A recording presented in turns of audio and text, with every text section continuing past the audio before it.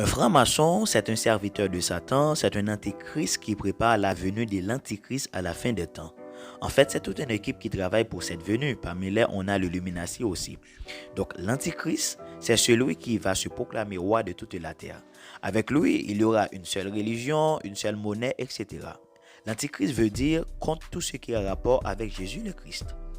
Mais aujourd'hui, les gens utilisent le nom franc-maçon pour les pasteurs les plus influents à travers le monde. En effet, tous les pasteurs qui sont charismatiques et Dieu élève à un niveau, on dit qu'ils sont des francs-maçons. Mais aujourd'hui, voici 5 signes qui prouvent si un pasteur est un franc-maçon ou pas. On y va. Premièrement, vous devez porter attention à son témoignage personnel, c'est-à-dire son rencontre avec Jésus le Christ, le jour où il a été brisé. Car vous ne pouvez pas être serviteur de Christ sans le rencontrer, sans le connaître un jour.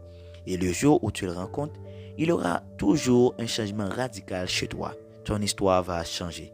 Et ce jour mémorable, le serviteur de Dieu doit en parler toujours. Deuxièmement, tu dois remarquer s'il honore les pères spirituels ou les aînés dans la foi. Ou encore, s'il a un père spirituel à qui il peut rendre compte de ses actes dans le ministère. Car dans le royaume de Dieu, la loi d'honneur est très importante.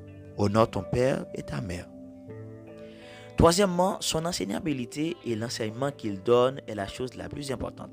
En effet, l'apôtre Jean nous dit, tout le monde qui ne confesse pas le nom de Jésus-Christ est considéré comme l'antéchrist, celui qui travaille pour la venue de l'antéchrist. Donc l'enseignement ou bien tout ce qui se fait dans l'église doit être christocentrique, c'est-à-dire centré sur Jésus-Christ. Et en plus, vous devez savoir ce qui nous sauvera du jugement dernier, c'est la foi en Jésus-Christ. Donc en écoutant le pasteur, vous devez sentir ta foi en Jésus-Christ augmente davantage. Vous devez sentir ton homme intérieur grandir. Parce que c'est ce que nous sommes à l'intérieur réellement qui prêche et qui touche les gens. Ce n'est pas notre connaissance.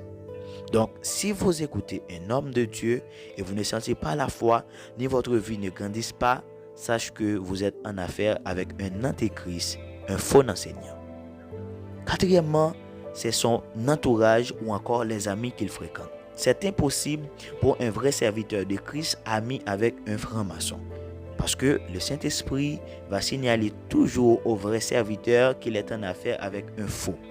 Donc si tu vois ton pasteur a de vrais amis qui sont dans la saine doctrine, c'est aussi un signe qui prouve qu'il est lui aussi dans la bonne ligne. Cinquièmement, c'est son parcours. Oui, en fait, un franc-maçon n'a pas besoin de se sacrifier pour une église. Parce que sûrement, un pasteur franc-maçon, c'est un imposteur. Il n'a pas besoin de jeûner, etc.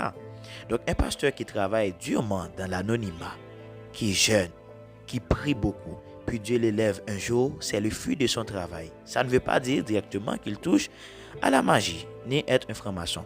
On ne sait pas.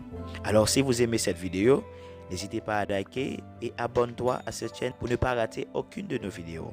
À bientôt.